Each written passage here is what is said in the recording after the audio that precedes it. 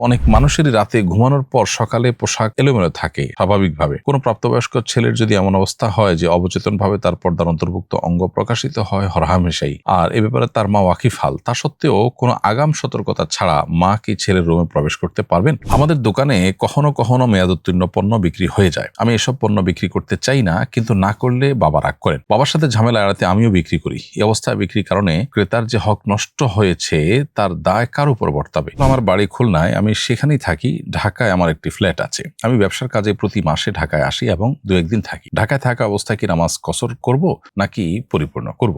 একজন ডিমেনশিয়া রোগী যিনি সুস্থ অবস্থায় নিয়মিত নামাজ পড়তেন, এখন এমন অবস্থায় আছেন যে ওযু ঠিক মতো করতে পারেন না, নামাজের রাকাতও নিয়ম ভুলে যান, কখনো নামাজ আদায় করেন না, পবিত্রতা বজায় রাখতে পারেন না, এমনকি পরিবারকেও চিনতে পারেন না। এই অবস্থায় তার উপর নামাজ ও পবিত্রতার বিধান কিভাবে প্রযোজ্য হবে? অনেক মানুষেরই রাতে ঘুমানোর পর সকালে পোশাক এলোমেলো থাকে স্বাভাবিকভাবে। কোনো প্রাপ্তবয়স্ক ছেলের যদি এমন অবস্থা হয় যে অবচেতনভাবে তার পর্দার অন্তর্ভুক্ত অঙ্গ প্রকাশিত হয় হরহামেশাই, আর এ ব্যাপারে তার মা ওয়াকিফাল, তা সত্ত্বেও কোনো আগাম সতর্কতা ছাড়া মা কি ছেলের রুমে প্রবেশ করতে পারবেন? ছেলে বিবাহিত, তার স্ত্রী যদি এই ব্যাপারটি ভীষণ অপছন্দ হয়, এটা কি দোষণীয়? উল্লেখ্য, মায়ের সাথে ছেলে এবং পুত্রবধূর সম্পর্ক খুবই ভালো, মা তাদের প্রতি খুবই যত্নশীল। এই সমস্যা কিন্তু অনেক পরিবারেই আছে। এক্ষেত্রে মা হোক আর বাবা হোক, উচিত তাদের সন্তানদের রুমে যাওয়ার আগেও পারমিশন নিয়ে তারপরে যাওয়া। এ প্রসঙ্গে আব্দুল্লাহ ইবনে আব্বাস রাদিয়াল্লাহু তাআলা আনহুকে এক ব্যক্তি জিজ্ঞাসা করেছেন যে, আমার 2টি বোন, তাদের দায় দায়িত্ব ভরণ পোষণ আমার উপরে, আমি তাদের দেখভাল করি, তাদের কক্ষে যেতেও কি আমার পারমিশন নেওয়ার দরকার আছে, আমার ছোট বোন? তখন আব্দুল্লাহ ইবনে আব্বাস রাদিয়াল্লাহু তাআলা বলেছেন, হ্যাঁ, তুমি অবশ্যই তাদের পারমিশন নিয়ে যাবে, কারণ তুমি চাইবে না যে তোমার 2টি বোনকে তুমি বিবস্ত্র অবস্থায় দেখো বা এমন কোনো অবস্থায় দেখো যেটা তোমার জন্য বিব্রতকর, অস্বস্তিকর, তুমি সেটা দেখতে চাইবে না। সো তাদের কাছ থেকে পারমিশন নিয়ে তারপর তুমি প্রবেশ করবে।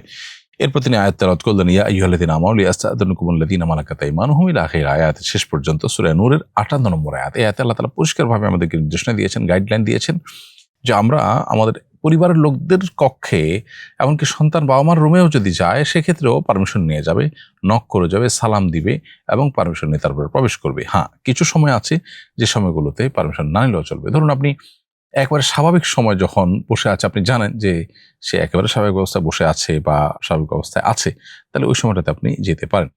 তো এই জন্য ছোট বাচ্চাদেরকে শুধুমাত্র এখানে মুস্তাসনা রাখা হয়েছে, এর বাইরে বাকিদেরকে অনুমতি নেওয়ার নির্দেশনা দেওয়া হয়েছে। হাদিসের আলোকে এটি প্রমাণিত। ইমাম বুখারী রাহিমাহুল্লাহ তারা আল্লাহ মুফরাদ এটি উল্লেখ করেছেন এই ঘটনা, আব্দুল্লাহ আব্বাস রাদিয়াল্লাহু তাআলার ঘটনা। এই জন্য শাশুড়ি আপনার যে কাজটা করছেন, সে কাজটা আপনি যতটুকু বলেছেন এটা যদি এইভাবে হয়ে থাকে তাহলে এটা ভুল হচ্ছে এবং অন্যায় হচ্ছে। সেক্ষেত্রে তাকে অন্য কোনোভাবে বোঝানো যায় কিনা, অন্য কোনো আলেমকে দিয়ে বোঝানো যায় কিনা, সেই চেষ্টা করতে হবে। নবী করিম সাল্লাল্লাহু আলাইহি ওয়াসাল্লাম সাহাবীদের ক্ষেত্রে যেটা অ্যালাউ করেননি বা সাহাবীরা সালাফরা পরস্পরের জন্য যেটা অনুমোদন করেননি, সেটা আমরা এই ফিতনা সংকুল এই সময় কিভাবে নিজেদের জন্য অনুমোদন করতে পারি। হোক মা, তারপরেও ছেলের রুমে তিনি যাওয়ার আগে নক করবেন, আওয়াজ দিয়ে তারপর যাবেন। হোক বাবা, তারপর তিনি মেয়ের রুমে যাওয়ার আগে আওয়াজ দিয়ে নক করে তারপরে সেখানে প্রবেশ করবেন। এবং ইসলামের এই সৌন্দর্যটা পৃথিবীর অনেক সমাজে কিন্তু নেই। এখন অবশ্য বেশিরভাগ সমাজই অনুমতি নিয়ে প্রবেশ করার যে কালচার, এটা তারা রপ্ত করেছেন। নবী সাল্লাল্লাহু আলাইহি ওয়াসাল্লামকে আল্লাহ তাআলা কোরআনে কারিমে সেটি আরো ১৫০০ বছর আগে নির্দেশ করেছেন। এই কালচারটাতে আমাদের খেয়াল রাখা দরকার। পাশাপাশি সন্তানদের, বাচ্চাদের অধিকারের ব্যাপারে আজকের পৃথিবীতে অনেক মুখরোচক কথা আপনি শুনবেন, কিন্তু দেখুন ইসলাম এখানে কোরআনে এরকম একটা বিষয় যেটা আপাতদৃষ্টিতে মনে হতে পারে খুচরা একটা বিষয়, অথচ এই বিষয়ে পরিষ্কার নির্দেশনা দিয়েছে বাবা মাকে, সন্তানকে, যেন কেউ কারোর প্রাইভেসি লঙ্ঘন না করে। কিন্তু এই প্রাইভেসি রক্ষার নাম করে সন্তানদেরকে বিপদগামিতার দিকে আপনি চলে যেতে দিবেন, সেটা তো হতে পারে না। আপনি রাষ্ট্রের আইন করে কাউকে শাস্তি দিতে পারেন, সেটাতে কোনো অসুবিধা নেই, কিন্তু সন্তানকে মা বাবা, জন্মদাতা মা বাবা যারা পৃথিবীতে রাষ্ট্রের চাইতে বা সবার চাইতে বেশি ভালোবাসেন, সেই মানুষগুলো তাদের সন্তানকে শাসন করতে পারবে না, তাদের সে রাইট দিবেন না। সেটা করতে গেলে বলুন তাদের অধিকার খর্ব হচ্ছে। তো আপনি কিভাবে তাদেরকে শাসন করেন, তখন কিভাবে অধিকার খর্ব না হয়? তো মা বাবার সন্তানের যতটা আপন, তারা একবার যদি শাসন করেন, তার চেয়ে বেশিবার তারা বা বেশি পরিমাণে তারা সোহাগ দেন।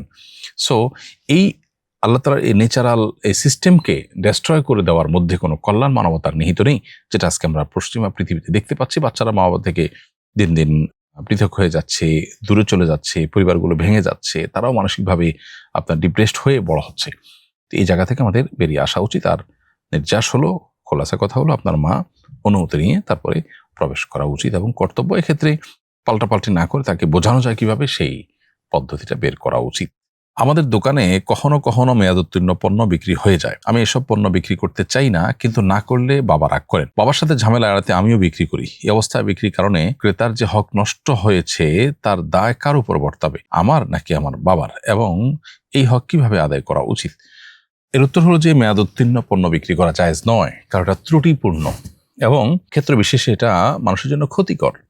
অতএব আপনি কোনো ক্রেতাকে তার জন্য ত্রুটিপূর্ণ কোনো জিনিস তার জন্য সার্ভ করে তার কাছ থেকে ত্রুটিমুক্ত জিনিসের দাম আপনি নিতে পারেন না। এটা অবশ্যই নাজায়েজ কাজ এবং এটা ভোক্তার সাথে প্রতারণার শামিল। এবং এই কাজে আপনার বাবা নির্দেশদাতা হিসাবে যেমন গুণাগার হবেন, আপনি নির্দেশের তামিলকারী হিসাবে আপনি গুণাগার হবেন। বাবার সব নির্দেশ মানবেন, মায়ের সব নির্দেশ মানবেন, কিন্তু কোরআন এবং হাদিসের সাথে কোনো নির্দেশনা যদি সাংঘর্ষিকতা দেখা দেয় তাহলে সেই কথা কিন্তু মানা যাবে না। বিধায় এখানে বিনয়ের সাথে বাবাকে আপনি বোঝাবেন, প্রয়োজনে অন্য ওলামা ইকরাম দায়িত্বশীল যাদের প্রভাব তার উপরে আছে তাদের দিয়ে আপনি বোঝাবেন। তারপরও আপনাকে এই গুনাহ থেকে বেঁচে থাকতে হবে। আমার বাড়ি খুলনায়, আমি সেখানেই থাকি। ঢাকায় আমার একটি ফ্ল্যাট আছে। আমি ব্যবসার কাজে প্রতি মাসে ঢাকায় আসি এবং 2-1 দিন থাকি। ঢাকায় থাকা অবস্থায় কি নামাজ কসর করব নাকি পরিপূর্ণ করব? ফ্ল্যাট থাকার কারণে আপনি ঢাকার বাসিন্দা বলে বিবেচিত হবেন না, কারণ ফ্ল্যাটটা আপনার কমার্শিয়াল হতে পারে, আপনি ভাড়া দিয়ে রেখেছেন। বরং আপনার সেখানে বসবাস যদি এমন হয় যে ফ্ল্যাটটাতে আপনার নিজস্ব অ্যাকোমোডেশন আছে, আপনার থাকার বন্দোবস্ত আছে এবং সেটা আপনার থাকার জায়গা হিসেবে আপনি যখন আসেন ইউজ করেন, তাহলে এটা আপনার একটা ঠিকানা হিসাবে ধরা হবে এবং এর ফলে আপনি এখানে পুরো নামাজ পড়বেন। কিন্তু আপনি যেটুকু বলেছেন তাতে বোঝা যাচ্ছে যে এই ফ্ল্যাটটা জাস্ট কমার্শিয়াল ফ্ল্যাটের মতো, আপনি এটা ভাড়া দিয়ে জীবিকা নির্বাহ করেন। তাহলে সেক্ষেত্রে আপনি এখানে মুকিম হিসাবে বিবেচিত হবেন না, বরং 1-2 দিনের জন্য ঢাকায় আসলে খুলনা থেকে আপনি মুসাফির হিসাবে এখানে কসরের নামাজ পড়বেন এবং কসর আপনার জন্য প্রযোজ্য হবে। একজন ডিমেনশিয়া রোগী যিনি সুস্থ অবস্থায় নিয়মিত নামাজ পড়তেন, এখন এমন অবস্থায় আছেন যে অজু ঠিক মতো করতে পারেন না, নামাজের রাকাত নিয়ম ভুলে যান, কখনো নামাজ আদায় করেন না, পবিত্রতা বজায় রাখতে পারেন না, এমনকি পরিবারকেও চিনতে পারেন না। এই অবস্থায় তার উপর নামাজ ও পবিত্রতার বিধান কিভাবে প্রযোজ্য হবে? উত্তর হলো যে অজু করবেন এবং কেউ তাকে অজু করিয়ে দিলে যদি সহজ হয় তাহলে সে কাজটা করবেন এবং নিজে নামাজ পড়তে পারলে ভালো, না হলে পাশ থেকে কেউ একজন তাকে বলে দিবেন, রুকু করেন, এখন দাঁড়ান, সূরা পড়েন, যতটুকু সম্ভব তালকিন করে তাকে নামাজ পড়াবেন বা পড়িয়ে নেবেন তার কাছ থেকে। আর যদি অবস্থার অবনতি হয় চরম আকারে, যে তালকিনও তিনি অনুসরণ, অর্থাৎ কেউ একজন বলে দিলেন, বলে বলে করেন, এটাকে তালকিন বলা হয়, এটাও যদি অনুসরণ করার মতো অবস্থা না থাকে তাহলে তার নামাজ না পড়লেও ইনশাআল্লাহ গুনাহ হবে না, কারণ তিনি নিরুপায়।